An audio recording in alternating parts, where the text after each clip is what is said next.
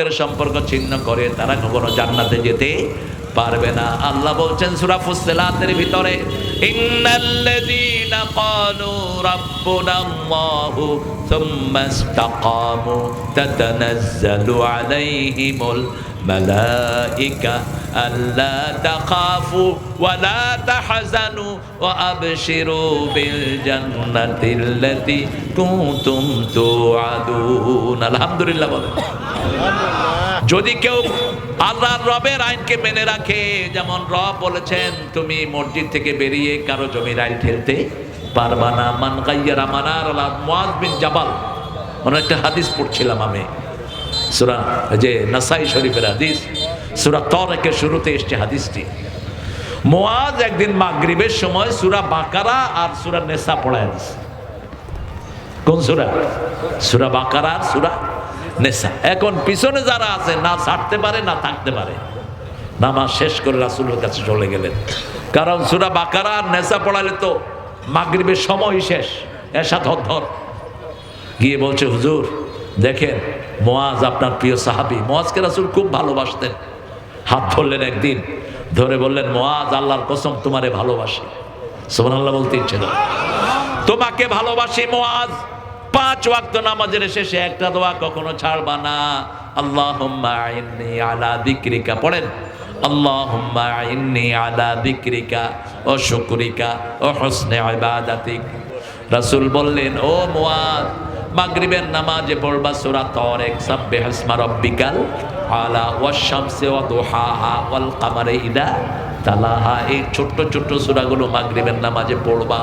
আর একা যখন পড়ো তখন তুমি বড় সূরা ধরো, কোনো অসুবিধা নাই। যেমন 2 রাকাত নামাজে রাসূল 6.25 পারা কোরআন পড়েছেন, বুখারীতে এসেছে হাদিসটি। কয় রাকাত? এই রমজানে পড়েছেন। রমজানে আপনারা কয় রাকাত পড়েন তারাবি?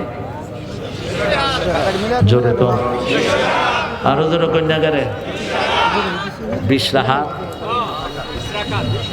হ্যাঁ, কিন্তু অনেক সাহাবী তো 42 রাকাত পড়েছে। আপনি এত কম খুব পড়েন কেন?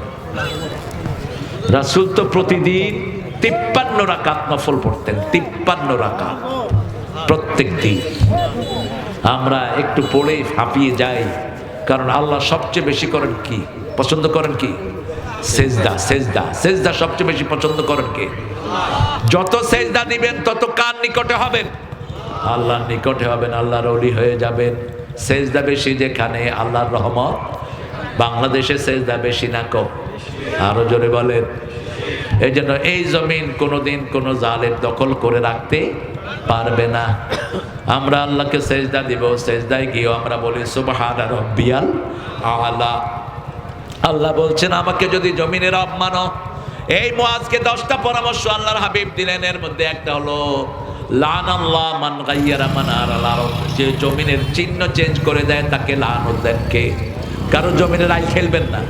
মাথায় কি সুন্দর টুপি, হাল দিয়ে এমনি করে ব্যাখ্যা করে আরেকজনের জমি নিজের ভিতরে নিয়ে যায়। এরকম আল্লাহর ওলি আছে না? কথা কন না কেন?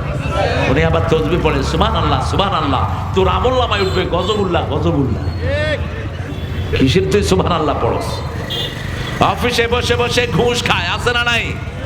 কি সুন্দর টুপি আর হাতের মধ্যে তাসবিহ, সুবহানাল্লাহ সুবহানাল্লাহ। খবরদার, কারো হক মারবা, তোমার হক নষ্ট করে দিবেন কে? ইন্নাল্লাযীনা ক্বালু রাব্বুনাল্লাহ। ছেলে মেয়েদেরকে আজকে থেকে রবের শিক্ষা দিবেন, রাজি আছেন তো?